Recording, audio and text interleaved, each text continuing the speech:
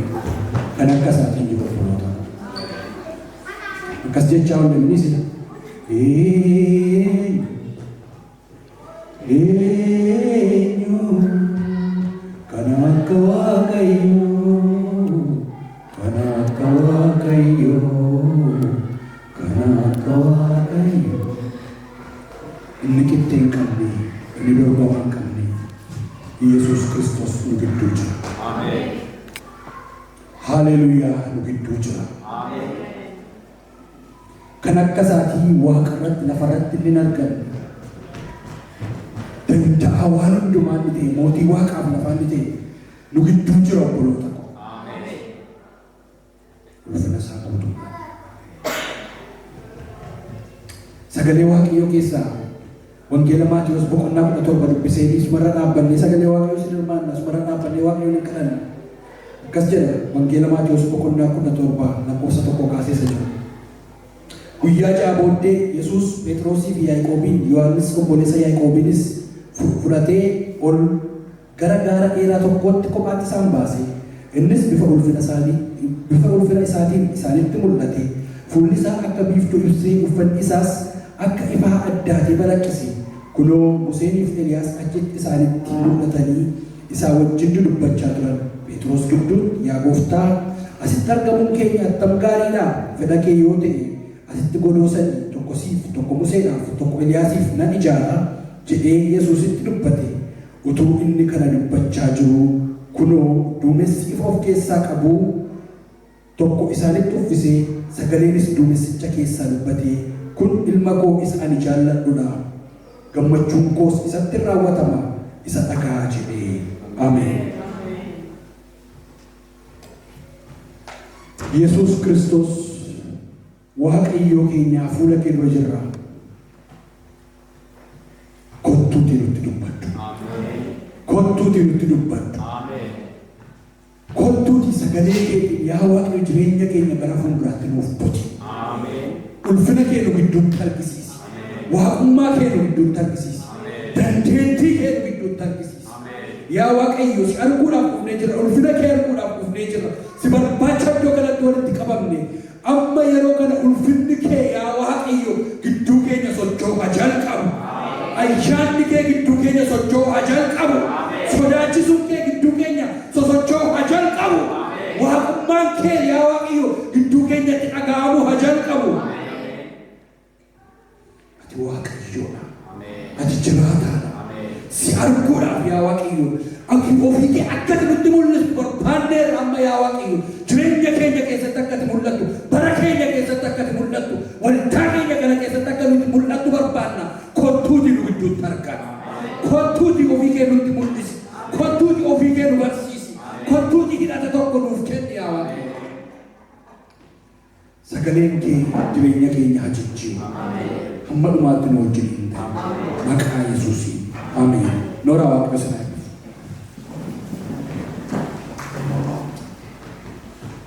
Sagalee waaqayyoo kutaadhuma amma dubbifanne kanarra dhaabbannee wangeela Maatiyos boqonnaa 17 kanarra dhaabbanneetu walii wajjiniin ilaalla.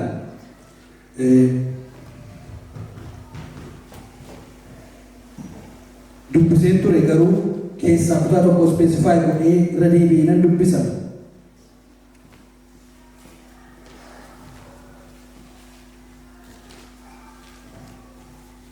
Wangeela Maatiyos boqonnaa 17 lakkoofsa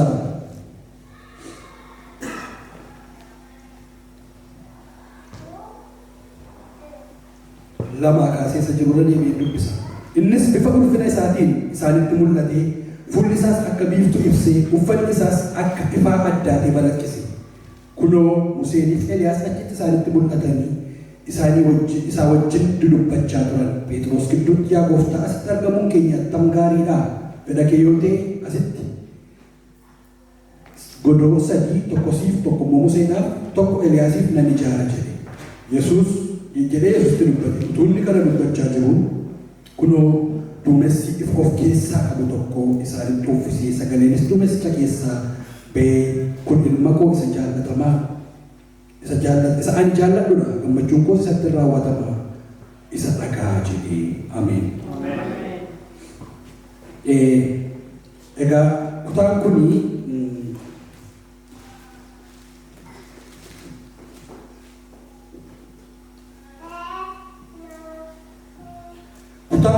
wangeela keenya kana keessatti kutaa baay'ee murteessaadhaaf kutaa addaati.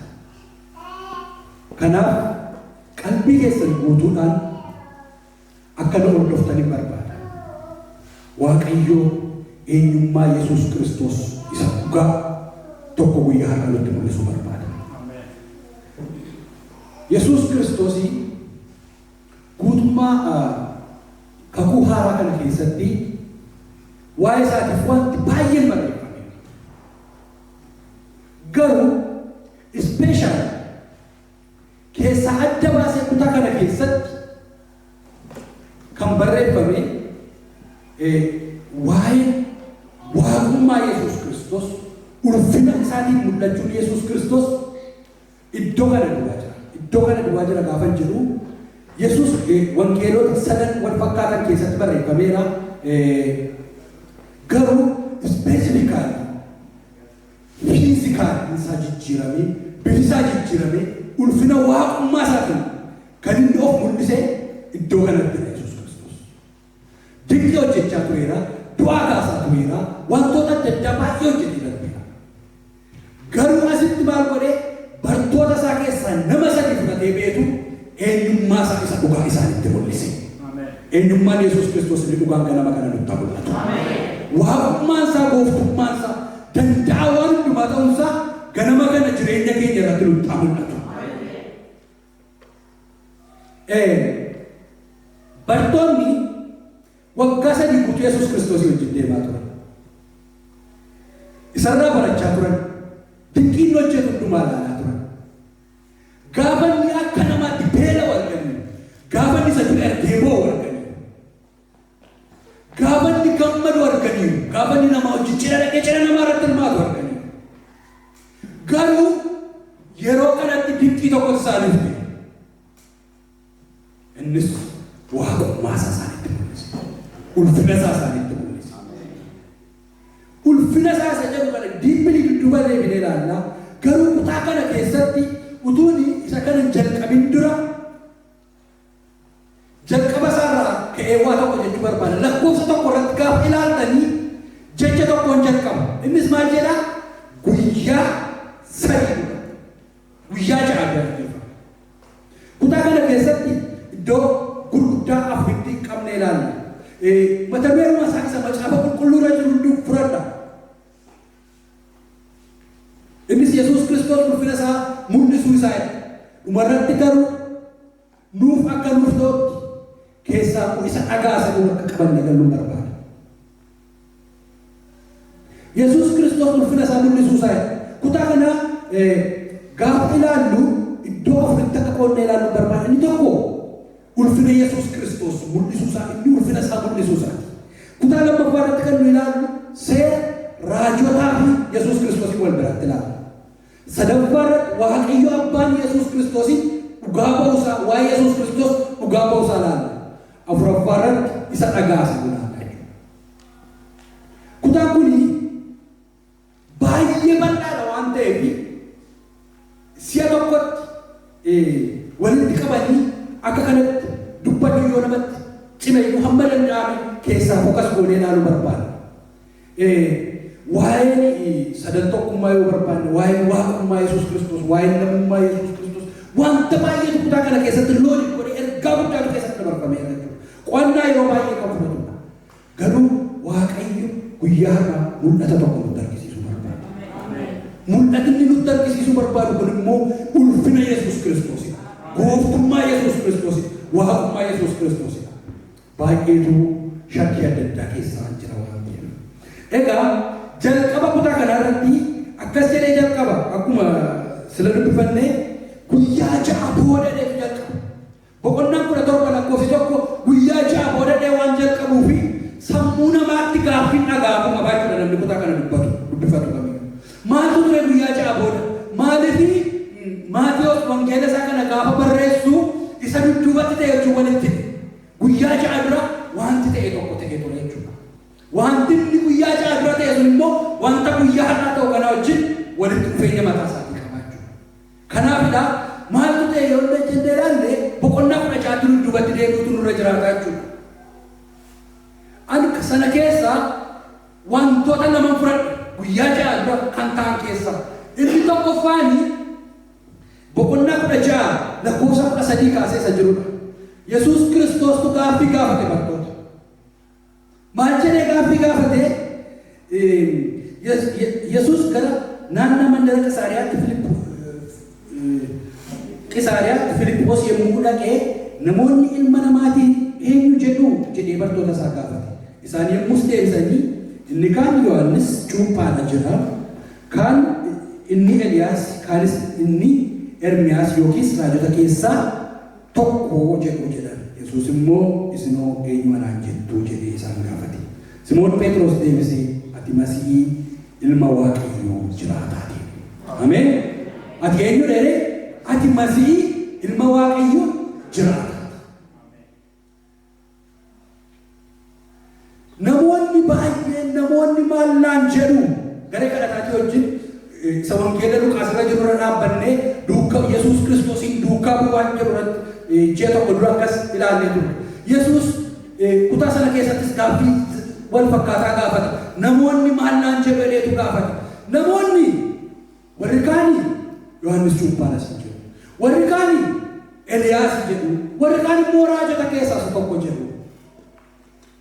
Gaafa isaan jedhanii deebisanii isiniifoo ani eenyu jedhee gaafate.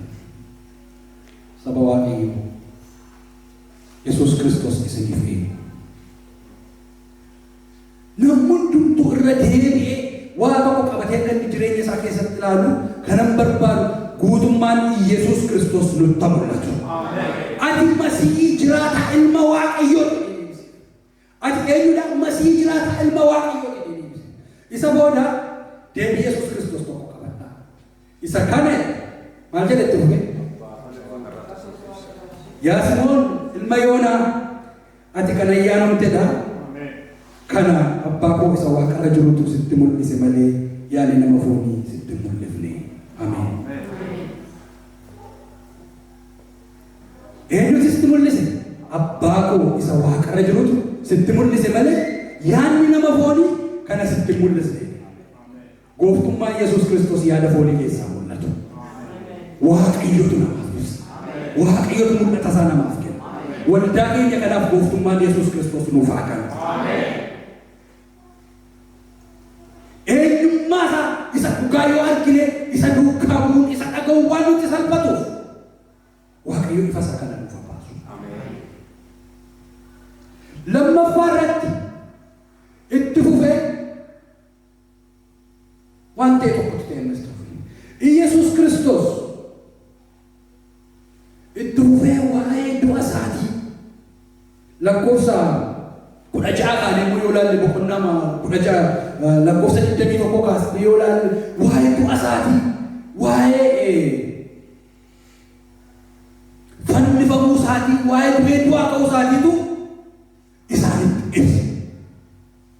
Gaafanni sana hamma yeroo kanaatti Yesuus duukaa bu'aniiru, Yesuus irraa barataniiru, Yesuusii wajjin waan baay'ee keessa ba'aniiru, garuu dhoksaa isa dhugaa gara biyya lafaa dhufeef isaanitti mul'ifne ture. Iddoo kanatti garuu wangeela Maatiyos boqonnaa 16 kana keessatti gaafa dhoksa isa dhugaa gara biyya lafaa kana dhufeef gaafa inni itti himu isaan maal eegaa turan? Mootii guddaa dhufee warra Roomaa isaanirraa galagalchuu eegaa turan. Kan isaan duukaa bu'aniif isa sanaaf ture. Yesuus Kiristoos garuu ani fannoo irratti harka koo bal'isee du'uufan dhufe gaafa jiru. Phexros ammas waa tokko jedhe. Kun sirratti hin ta'u. Sila jajjabee gubbaa ga'e amma immoo deebi'eetu marfee isaa argate jechuudha. Dhoksaan Kiristoos inni sila galee amma immoo haalaan deebi'ee jalaa dhokachuu barbaade. Kanaaf Yesuus Kiristoos gara gaaraatti fuudhee ol bu'uudhaaf murteesse. Waan tokkotti argisiisuu barbaade. Dhoksaan xinnoon tokkotti mul'atteetti haalaan immoo jalaa dhokatteetti kanaaf dhoksaa isa dhugaa abbaarraa akka inni laga'uuf fuudhee gaaratti ol baase. Waaqayyo gaaratti ol baafatu. Nutti dubbachuudhaaf gaaratti ol baafatu. Dhoksaa sana nutti mul'isuudhaaf gaaratti ol baafatu. Kanaafidha dudduubatti deebinee ilaaluun keenya murteessaa kan ta'e. Ergaa gara kutaa keenyaa kanatti gaafa deebinu Yesuus Kiristoos ulfinaan mul'ate sana. Jalqabarratti tokkoffaarratti wanti nu ilaallu kan inni isiniin jedhee ulfinaan mul'achuu Yesuus Kiristoos. Ija isaanii duratti utuu isaan ilaalanii itti jijjiiran. Isa isaan kaleessa wajjiniin oolan, isa isaan kaleessa wajjiniin dubbatan miti. Inni kun sodaachisa. Innis bifa ulfina isaaniitiin isaanitti mul'atee fuulli isaa akka biiftuu ibsee uffanni isaas akka ifaan addaatiin balaqqise. Fuudhee ol ba'ee gaafa isaan arganii itti addate. Dhoksaan yeroo dheeraadhaaf dhokate gooftummaan Yesuus Kiristoos, ulfinni Yesuus Kiristoos, danda'ummaan Yesuus Kiristoos iddoo kanatti humnaan ba'ee isaanitti mul'ate. Ulfinni isaan argan kun ulfina ija namaatiin ibsamuu danda'u miti. Ulfinni isaan iddoo kanatti ekspiriyaansi godhan kuni ulfina sammuu namaa kanarraa kan keekuma isaarratti Maatiyos waa tokko jedhee barreessa jarri kun maal taane sodaarraa kan kee lafatti gombifamanii. Obboloota koo ulfinni Yesuus Kiristoos nama sodaachisa. Kaleessa isa garraa miila isa nama saboo wajjin isa boo amma garuu iji isaa akka ija barbadaa abiddaa biiftuu caalaa kan nama sodaachisudha. Yeroo baay'ee haalota adda addaa keessatti garraamummaa isaa duwwaa ekspiriyaansi waan goonuuf jaalala isaa duwwaa ekspiriyaansi waan goonuuf garaa bara Yesuus Kiristoos kana waan mataaraa nuti fakkaata akkuma barbaadetti mana isaa keessa deddeebina. Lakkinnoo waaqa ija barbadaati inni leenca caalaa nama sodaachisa. Ulfinni isaa akka biiftuu ifa gaafa damu eenyu namni biiftuu miti ija ibsaasa xiqqoo kana keessa namni ija baasee fuula fiddiitti ilaaluu danda'u. Ilaaluun hin danda'amu nama sodaachisa. Garaa nama raasa. Obboloota koo iddoon kun iddoo ulfinni Yesuus Kiristoos jirudha. Manni kun mana ulfinni Yesuus Kiristoos keessa jirudha.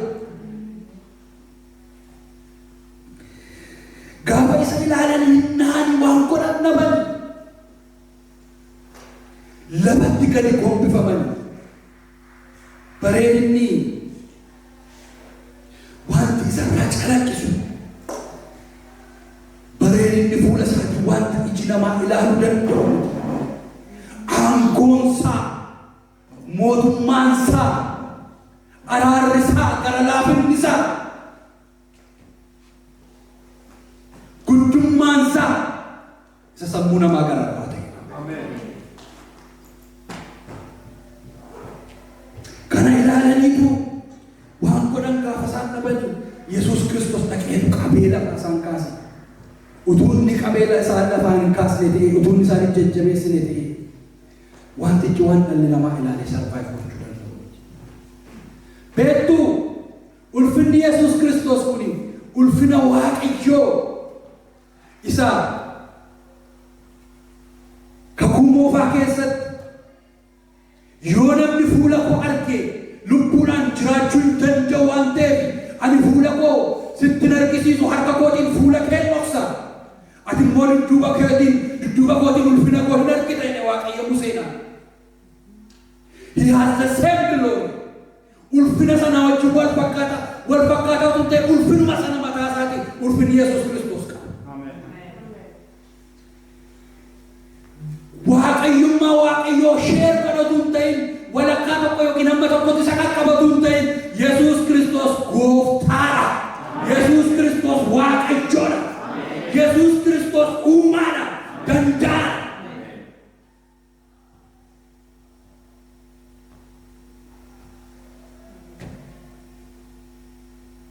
Ulfinni isaan iddoo kanatti argan ulfinuma isa bara kakuu moofaa Isaayyaas raajichi boqonnaa 6 keessatti ulfinni Waaqayyoo mana qulqullummaa guutee nan arge. Kana arguu koorraa kan ka'e immoo wayyoo akkam gochuutu naaf ta'a. Ani nama arrabni isaa xuraa saba xuraa gidduus kanan jiraatu Waaqayyoo nan arge. Lubbuu isaatiif isa iyyeedha. Yesuus Kiristoos ulfina sodaachisu qaba obboloota koo. Ulfina lafa raasu qaba obboloota koo. Ulfinni isaa kun mee isa bara kakuu moofaa gaafa Waaqayyoo tulluu irratti gabbu'e gaara Siinaa irratti gabbu'e gaarri Siinaa akka ilmoo reettitti kuruphiseedha. Ulfinni isaa ulfina isa gaara kuruphisiisudha. Gaafa inni gaara sana irratti gadi bu'ee gaafa miilli isaa gaara sana irra ejjeteedha. Seera boqonnaa 16 keessaa itti fakkaata. Gaarri sun baachuu dadhabe aarri roqomuu guddaan lafa sanatti ta'eedha. Isaayyaas raajichi iddoo aarsaa keessaa aarri guddaatu ba'eedha. Namni danda'ee fuula isaa ilaaluu hin danda'udha. Ulfinni isaa kun gidduu keenyatti boba'u obboloota.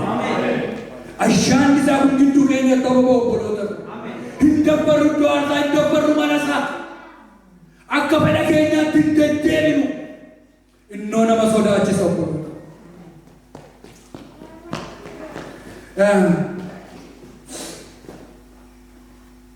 Akkasuma ulfinni kun ulfinuma wal fakkaataa isa Daani'el raajichi mul'ata keessatti argina. Kutaa kana yoo isin dubbisee natti tola. Maaliif baay'ee wal fakkaataa. Kutaa amma dubbifanne kana keessatti macaafa Daani'el raajichaa boqonnaa 7 keessa yoo dhandhee ilaallu. Akkas jedhe mul'ataan arge keessatti teessoon kaa'amanii inni bara baay'ee dheeraa jiraate tokko teessoo irra taa'ee uffanni isaas adii calaqqisaadha. Rifeensi mataa isaas akka jirbii hiddamaa hin addaata. Teessoon isaa akka arraba ibiddaati. Miilli teessoo isaa inni geengoo akka ibiddaa boba'uuti jedhee dubbateera. Ameen. Ulfinni isaa baay'ee teessoo inni bara dheeraa jiraate. Haleluuyaa. Ulfinni Yesuus Kiristoos kun har'a waan ta'e ol kaasnee borimmoo gad deebisnu miti. Innoo bara baraan ulfina qabeessa ture obboloota. Innoo bara baraan danda'aa ture. Innoo bara baraan Waaqayyooma ture.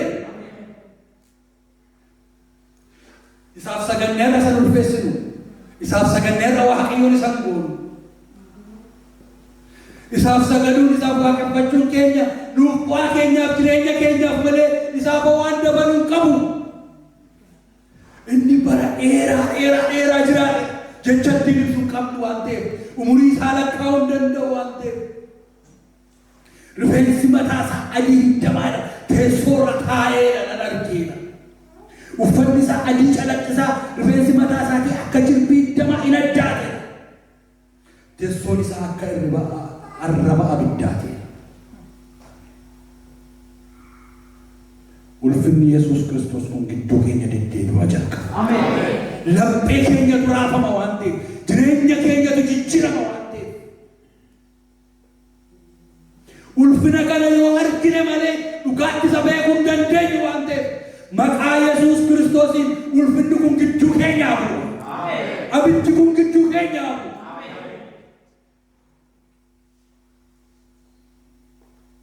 Nama sodaachisan namoota isa argan keessaa namni miilla isaatiin dhaabachuu danda'e tokko jiru.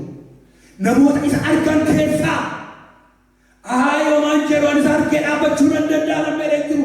Isa arguu koorraa kan keedhatanii itti fufatti dubbifadhaa. Ani jireenyi koo hin raafame fayyaatti hin goggoge mogoleen dhabeedha. Nanuun kadheedha keessa bee. Ulfinni Yesuus Kiristoos ulfina sodaachisa. Ulfinni Isaayyaas raajichi kirubeen baallee isaa lamaan fuula isaa haguuggatee baallee isaa lamaan immoo miilla isaa haguuggatee baallee isaa lamaan balali'aa qulqulluudha Waaqayyo gooftaan maccaa jedhee labsaa ture. We need to respect that. Sodaachuu danda'utu nurra jiraata.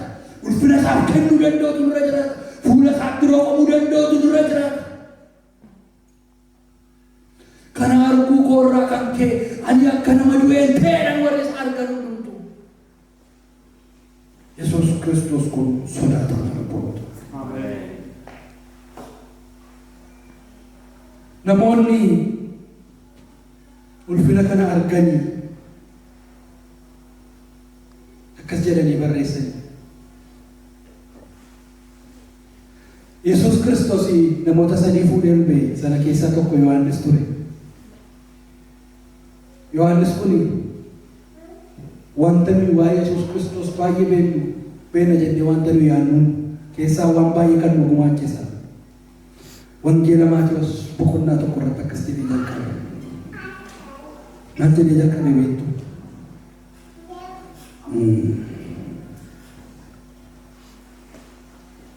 Sagalichi jalqaba waan hundumaa dura ture. Sagalichi Waaqayyo bira ture. Sagalichi immoo ofiisaa Waaqayyo ture. Isa booda ganuma fufee lakkoofsa 14 irratti waan dinqii tokko waan guyyaa kana arge tokko dubbate akkas jedhe. Sagalichi nama foonii ta'ee nu gidduus buufate ulfina isaas ayyaanaaf dhugaadhaan guutes maal taane argine. Itti fufee ulfinni isaa jedha isa ilmi tokkichi abbaa isaarraa argatu ture. Lafaa fuudhee barreesse turte, oduu dhagee barreesse turte. Guyyaa kana Yesuus Kiristoos wajjin kaara torbee wanta ekspiriyaansi godhe wanta ija isaatiin arge tokkotu fuudhee akka nuyi guyyaa har'aatti barannuuf lafa duukaa jechuudha.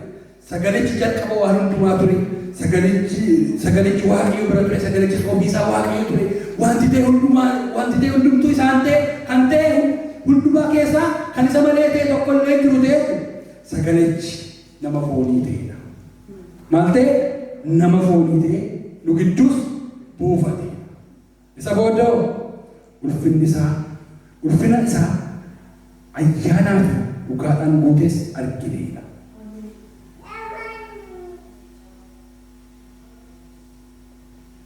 Ulfinni isaa kun har'a gidduu keenyatti mul'atu. Warra argan akka ta'an Waaqayyo nu gargaara. Hin argine. Lammaffaan namoota iddoo kana turan keessaa Phexros akka jedhee barreesse ergaa isaa keessatti. Ergaan Phexros inni lammaffaanii gara umurii isaa yeroo inni du'aaf deemaa jiru gara dulluma isaa keessa barreesse. Du'aaf qophaa'eera. Dhaamsa dhaamaa iddoo kanatti. Garuu waan tokko barreesse. Waan iddoo kanatti argee deebi'e tokko barreesse. Akkas jedhee barreesse kanas nan dubbisa. Lammaffaa Phexros boqonnaa 2 lakkoofsa 16-18. Gooftaan keenya Yesuus Kiristoos humni isaa deebi'ee dhufuun isaas isin biratti akka beekamu yommuu goone. Gooftaan keenya Yesuus Kiristoos humni isaa deebi'ee dhufuun isaas isin biratti akka beekamu yommuu goone nuyi surraa guddina isaa ija keenyaan arginee beeksifne malee. Ameen. Nuyi surraa guddina isaa ija keenyaan arginee beeksifne malee mammaaksa ogummaadhaan yaadame duukaa buunee miti. Ameen. Surraa ulfina isaa ija keenyaan argine oduun dhageenye walaloo wayi yookiin immoo kitaaba wayi waan barreeffame beekumsa namaatiin kan walitti qabame isin amansiisuudhaaf jennee walitti fidatuun ta'e nuyi surraa ulfina isaatii ija keenyaan argine.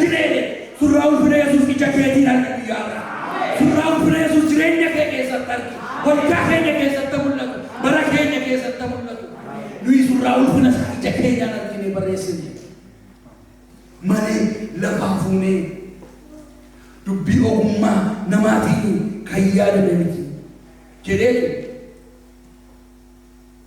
inni Waaqayyo biraa ulfinaa fi guddina yommuu fudhate sagaleen kun ilma koo isa ani jaalladhu isa gammachuun koo itti raawwatudha jedhu isa guddichi surra qabeessa sana biraa dhufeeraafi. Eewu biraa isa guddichi surra qabeessa sana biraa dhufeeraafi. Waa'ee yoo haasa'eera waa'ee yoo Waaqayyo abbaa gaafa ni dubbate sanni gurra isaatiin dhagee sana haasa'eera mammaaksa lafaan fuudhee isinitti dubbisnee callisnee dubbachaa jiru. Lafaa fuudhee kana isinitti beeksisuudhaaf yaalaa jiru. Ilaamee ulfinni isaa kuni ulfina Musee gararraadha. Ameen.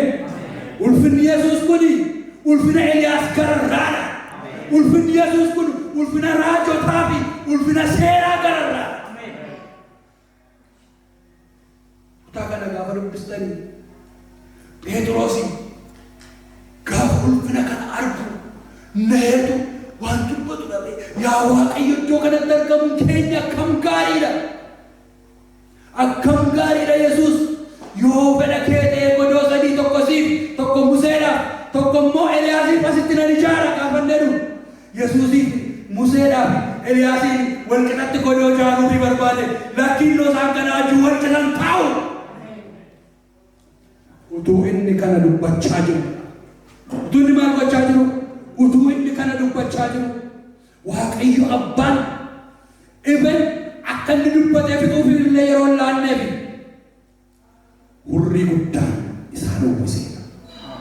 Sagaleen tokko kuni ilma koo isa ani jaalladhudha. Ameen. Wal qixa miti. Seeraa wajjin wal qixa miti. Gaafa akkan jedhu Museen nama taraadha jechuu koo miti yookiin Eliyaasiin salphisuu koo miti. Garuu ulfinni Yesuus ulfina Eliyaas irraan caala.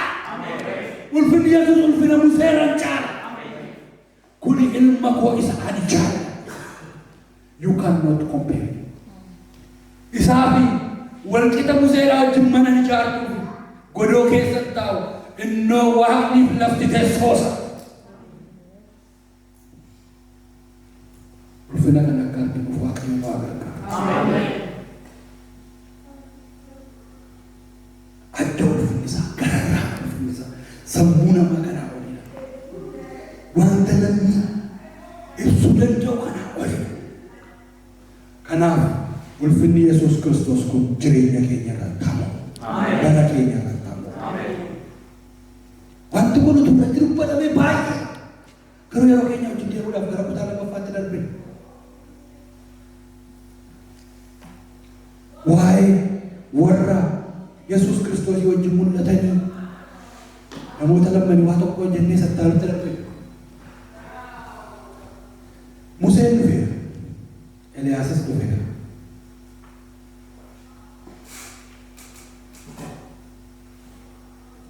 Garuu aksidentiin akka carraa sana dhufe pilaanii Waaqayyo baroota keessaati. Dhoksaa macaafa qulqulluu keessatti jalqaba uumamaatii kaasee ta'aa turetu iddoo kanatti irra deebi'ee mul'ata. Museen Yesuusii wajjin Waaqayyo wajjin deemuu barbaadan fudhadhaa. Yeroo jalqabaatiif inni gaararratti kan inni arginu. Bara kakuu moofaa Museen gaararratti ol ba'ee Yesuusii wajjin dubbachaa tureera. Sagalee Waaqayyo waan jedha Yesuus Kiristoos Musee iyyuu hin dursannaa qaba.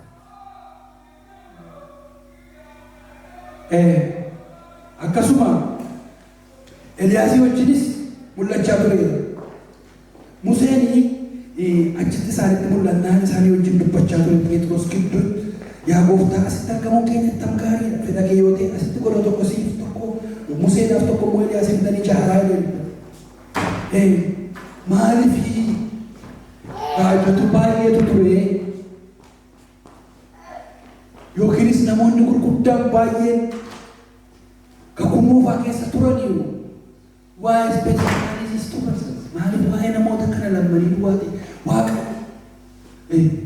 Daawit beekamaadha. Isaayyaas raajichi waa'ee Yesuus Kiristoos eenyuun caala baay'ee raaje. Ermiyaas jira. Daani'eel tureera. Mul'ata keessatti waan baay'ee barreessanii darban.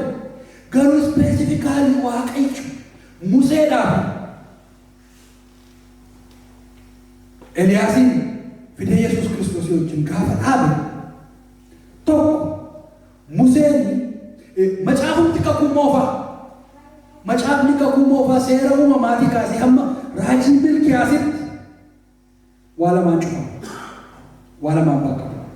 Inni tokko seera inni bakka bu'a Museedha. Inni lammaffaan raajii. Raajota immoo eenyutu bakka bu'a? Eliyaas. Museen iddoo inni awwaalame iji namaan argine harka Waaqayyooti isaa awwaale sagalee Waaqayyo. Eliyaas immoo ol butame. Waaqayyo ispeesifikaali namoota kana baroota keessatti guyyaa kanaaf rizarvi godhee kaa'e. Ulfina addaa argisiisuudha. Akka jechuun isaa maaloodha? Barootaaf seera kennee ture Waaqayyo. Seerri garuu namoota fayyisuu hin dandeenye. Barootaaf raajota ergee ture. Raajonni garuu namoota gara Waaqayyootti deebisuu hin dandeenye. Ilmi Waaqayyoo Yesuus Kiristoos garuu ni dhufe. Angoodhaa cabsee namoota fayyisuudhaaf mul'ateera. Dhoksaa guddaan iddoo kana keessa jiru Yesuus Kiristoos seeraa fi raajonni bara keessatti irra deddeebi'anii dubbachaa kan isaan turan waa tokkotu ture. Innis Waaqayyo nama tokko nuuf erga karaa isaa fayyinni nuuf taachaa turan. Seerri Yesuus Kiristoos hin argisiisa ture. Museen Yesuus Kiristoos hin argisiisa ture. Museen geggeessaa dhugaasaan ture. Museen mataan isaa raajii ture beektuuni. Museen immoo raajiis ture. Akka jedhan waa'ee Yesuus Kiristoosii fi seera keessa deebii boqonnaa 18 lakkoofsa 15 irratti raajii cimaa tokko dubbatee ture. Maal jedhee Waaqayyo gooftaan keessan isin gidduudha. Ameen. Waaqayyo gooftaan keessan isin gidduudha. Obboloota keessan keessa raajii akka kootii isiniif kaasaa jedhe. Waa'ee inni dubbataa jira. Waa'ee Yesuus Kiristoos hin dubbachaa jira. Waaqayyo gooftaan keessan bara dheeraa booddee isin gidduudha obboloota keessan keessaa raajii akka kootii tokko isiniif kaasa. Ani biyya Gibxiitti isin baasee biyya kakuutiin utuu isin hin ga'in lubbuun koo darbuuf deema. Waaqayyo kana caalaan deemtu naan jedheera. Inni garuu isinii wajjin jalqabee karaatti isin hin dhiifne. Inni galmaan isin ga'u ilmi Waaqayyo Yesuus Kiristoos dhufuuf jira jedhe. Dhufuuf jira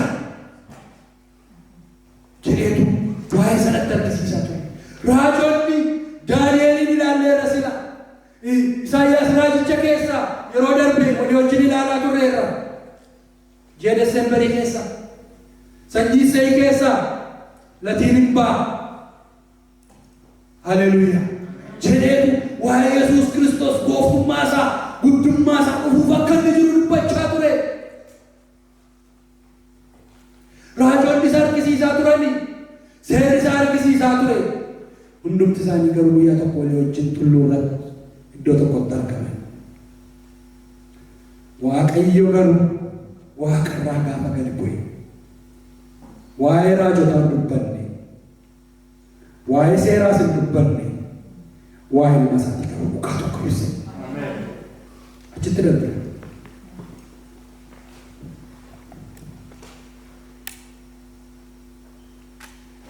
Waaqayyo abbaan maal jedhe?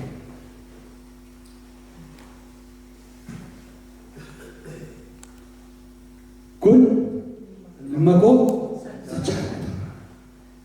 Ameen. Kun eenyudha? Boqonnaa 16 jira. Ani isiniif eenyu jedhe Yesuus Kiristoos immoo gaafa inni bartoota isaa gaafatu maal jedhe? Ati masiicha jiraataa ilma Waaqayyooti. Isa booda Yesuus Kiristoos immoo maal jedhe? Kana abbaa gosa waaqarra jirutu siif ibsa malee yaada foonii miti. Waaqayyo waan immoo dhufeetu chaappaatti rukute. Kuni ilma gosa jaallatamaa. Ameen. Wantoota gurguddaa sadii dubbata. Lama dhugaa ba'e sadaffaa immoo murtoo kennee sana soodama. Inni jalqaba kuni ilma koo isa jaallatamaa. Guutummaa macaafa kakuu haaraa kana keessa deebitan yoo laaltan Yesuus Kiristoosii waa'ee isaa beeksifachuudhaaf ani akkasii uwwaleen arginu. Gaafa inni cuubame the same thing.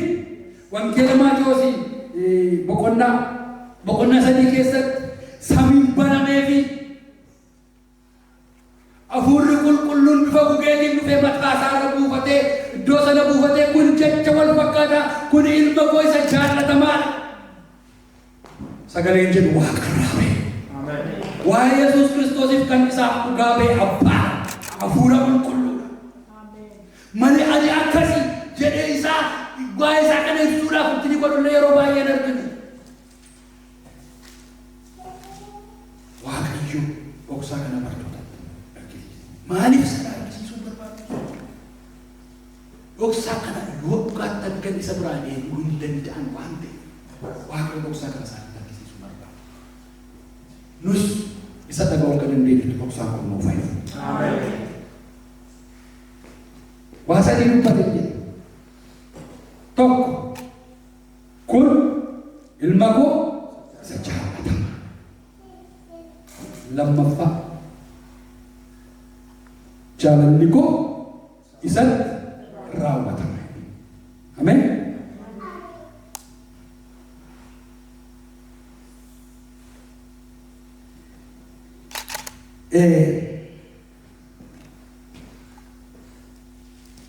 Seera uumamaatii kaasee hamma dhufaa Yesuus Kiristoositti waan tokko beektu gammachuu Waaqayyoo fiixaan kan baasu akka hin argamne beektu. Hoolonni beeka sababa cubbuutii fi qalamanii jaalalli Waaqayyoo raawwatamne. Raajonni meeqa dhufanii barsiisonni meeqa dhufanii jaalalli Waaqayyoo raawwatamne. Lammaffaa gammachuun koo isatti fiixaan isatti raawwatame. Boloota koo akkuma sila isiniin jedhe seerri kana Musee kenname gammachuu Waaqayyoo fiixaan baasuu hin dandeenye. Raajonni gammachuu Waaqayyoo fiixaan baasuu hin dandeenye. Garuu wanti waan nama tokko Waaqa dhugaa sana fannoo irratti harka isaa diriirsee xumura irratti jecha tokko jedhe maal ta'eera? Raawwatameera. Maaltu raawwatame beektu? Gammachuu Waaqayyootu raawwatame. Raawwatameera. Gammachuun gosatti raawwata gaafa Waaqayyo waa'ee isa kanaati. Gammachuun Waaqayyoo maal ture inni yaadutu nurra jiraachuu. Gammachuun Waaqayyoo fayyuu kee tokko. Gammachuun Waaqayyoo du'a jalaa ba'u kee. Gammachuun Waaqayyoo badiisa jalaa bara baraa jalaa miliquu keenya raawwatameera. Gaafa fannoo irratti harka isaa bal'isee maaloo yaa abbaa koo na dhiista jedhee dhiphina sana gidiraa sana waraansa sana itti tufamuu sana kan hin danda'e baateef gammachuu abbaa fiixaan baasuudhaan innis immoo fayyina keeti. Ameen.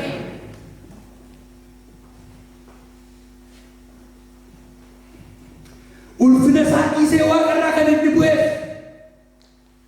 ulfina nuyi sila dubbachaa oolle kana hunduma isaa akka waan isaaf hin taane dhiisee nama taraa ta'e nama keessaa isa gaddeebi'aa ta'e kan inni kana hundumaa keessa darbeef gammachuun Waaqayyoo fiixaan akka boofu boonsa.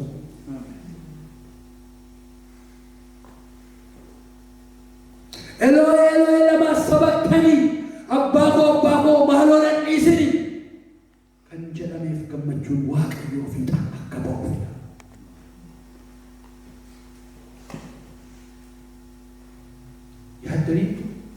fuula waaqayyoo irratti gadi gammadan ga'u kakamu. Gammachuun waaqayyoo adattanii ilaaltanii beektu. Akkan hin duune akkan hin badne dhaqqanii beektu. Akka seexanni jireenya koo mana koo balleessanii dhaqqanii beektu. Gooftummaan darbine ulfinan darbine dhiisee Yesuus Kiristoos waaqarraa kan inni dhufe adattanii beektu. Nuyi gaafa jedhamu biyya lafaatiin ilmaan namootaatiin gaafa jedhamu yaa asirroorraa. Garuu gara ofiitti deebisanii waa'ee ofii gaafa yaadan dhuguma namatti jiru. Ganama kana Waaqayyo Yesuus Kiristoos tokkicha ilma isaa isa ulfina qabeessa kana aangoon namootaan darba, aangoon beektotaan darba. Namni kaleessa ture har'an jiru, beektonni kaleessa har'an jiran, mootonni kaleessa har'an jiran darbanii. Kan isaa garuu san darbine kana anaaf siif jedhee dhiisee akkanii dhufe beektu. Xumura kutaa kootii dhangala. Waaqayyo abbaan waa sadii dubbate jedhe. Inni kun ilma kooti gammachuun koo isatti fiixan baay'ee sadaffaa irratti waa tokko jedhe. Maal godhaa? Mee maal ol kaasaati maal godhaa? Inni kun ilma koo isa jaallatamaadha, isa jaalladhaadha. Isa dhagaa. Isa dhagaa.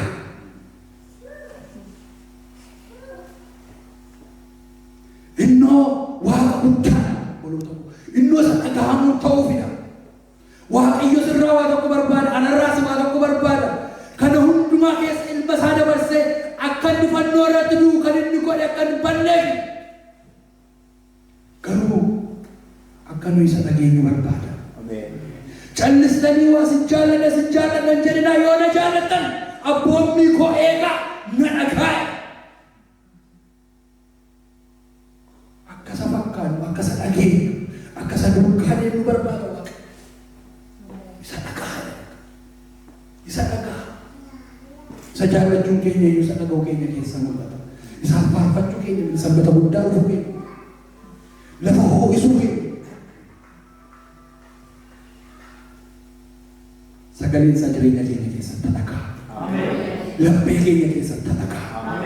Eebuun addaa isa dhaga'uuf kan nuyi qabnu bakka yoomin isa arga laata kan nuyi jennu sagalee isaa nu waan uffatu. Isa dhagaa. Waan isa dhibu. Sira kanan jedhe wanti iddoo kanatti ta'aa jiru kun hundumti isaa koinsidensii miti yookiin waan akka tasaa tokko miti. Waggoota dheeraa dura kan ture karoora waaqayyooti kan isiniin jedhe kutaan isinii dubbise seera keessa deebii boqonnaa 18:15 irratti Museen waa tokko jedhe raajummaa tokko dubbatee isiniin jedhe waaqayyoodhe gooftaan keessan isin gidduudha obboloota keessan keessaa raajii akka kootii tokko isiniif kaasane maal jedhe isa dhagaa. Maal godha? Isa dhagaa. Inni kun ilma koo isa jaallatamaa. Gammachuun koo isatti raawwata. Maal godha? Isa dhagaa. Waaqayyo guyyaa kana waa tokko waldaa kanarraa barbaada. Isa akka dhagee. Maal akka goonu? Isa akka dhagee. Yesuus Kiristoos mataan isaa immoo waa tokko jedhe. Wangeelaa Yohaannis boqonnaa 10 keessatti lakkoofsa 27 irratti hoolonni koo sagalee koo beeku. Hoolonni koo sagalee koo hin dhaga'u. Haleluuyaa. Maal godhu? Sagalee koo dhaga'u. Hoolonni koo sagalee koo dhaga'u. Ani isaan beeka. Isaanis na duukaa hin bu'u. Hoolonni koo sagalee koo dhaga'u. Ani isaan beeka. Isaanis na duukaa hin bu'u. Ani jireenya bara baraa isaaniif nan kenna. Ameen. Maal nan godha? Isaan maal godhu? Sagalee koo hin dhaga'u. Hoolonni koo sagalee koo hin dhaga'u. Ani isaan beeka. Isaan na duukaa hin bu'u. Anis jireenya bara baraa isaaniif nan kenna. Isaan bara baraan hin badan. Namni tokkollee akka koo keessaa isaan hin butatu.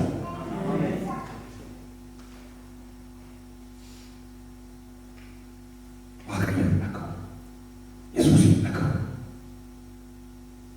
Gurri keenya isaaf banaa.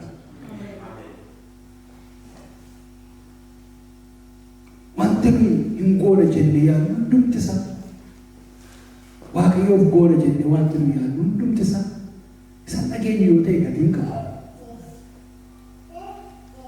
Kanaaf isa dhaga'uudhaan Waaqayyo haa eebbisu. Ulfinni dhokataan kun immoo waldaa keenya keessatti mul'atu. Jireenya keenya bara keenya keessatti mul'atu. Ol ka'a Waaqayyo.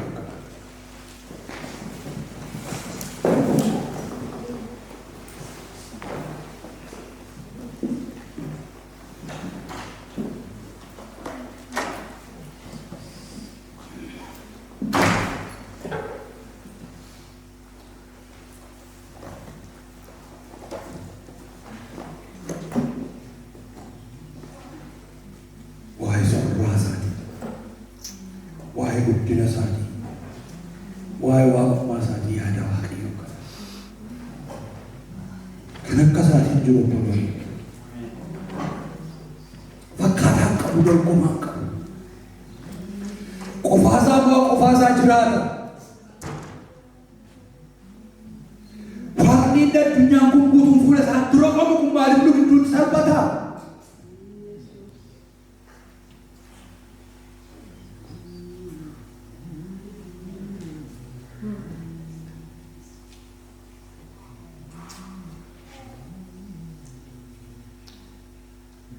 Hundumtuu yeroo kana waa'ee ulfina isaatii haa yaadu. Waa'ee guddummaa isaatii haa yaadu. Sodaachisummaa isaatii haa yaadu.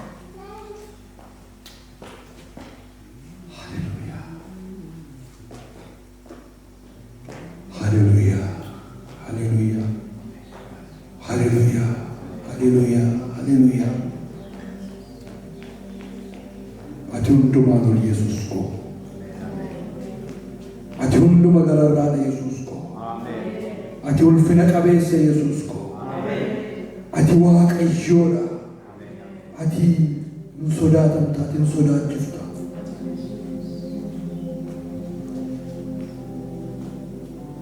Ulfinni kee guddaadha yaa Waaqayyo. Lafti kun hin roqoma. Samiin kun hin dhaabbatu, miilla kee jala wanti dhaabbachuu danda'u tokko hin jiru. Ati guddaadha. Ati guddaadha. Ati guddaadha. Haleluuyaa. Ati guddaadha Yesuus. Ulfina siif laanna gidduu keenyatti yaa Waaqayyo. Maqaa kee ol qabna. Maqaa kee ol qabna. Sasiif malu yaa Waaqayyo.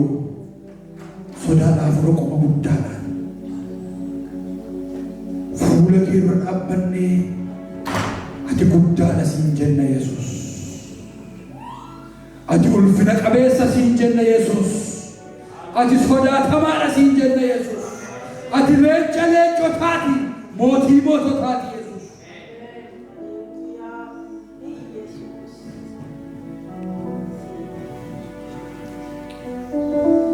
Haleluuyaa, haleluuyaa, haleluuyaa. Haleluuyaa, haleluuyaa, haleluuyaa. Yaa Waaqa sodaatamaa, yaa Waaqa sodaachisaa, yaa Waaqa aangoo qabeessaa. Maaloo fuula kee dura jirra ulfina kee nutti argisiisi. Maaloo fuula kee dura jirra sodaanna. Ulfina siif laanna fuula kee dura roqomna. Kottuuti gidduu keenya darbeeti. Kottuuti gidduu keenya darbeeti yaa Waaqayyo. Sodaachisuu keetiin kottu lafa kanarra. Iddoo kana adda baafachuudhaaf, saba kana adda baafachuudhaaf yaa Waaqayyo. Akka nuyi deeminee kana booda si biraan deemine nu gochuudhaaf maqaa Yesuus Kiristoosiin kottuuti abidda ulfina keetiin nu gidduu deddeema. Sodaachisuu keetiin kottu, ulfina keetiin kottu.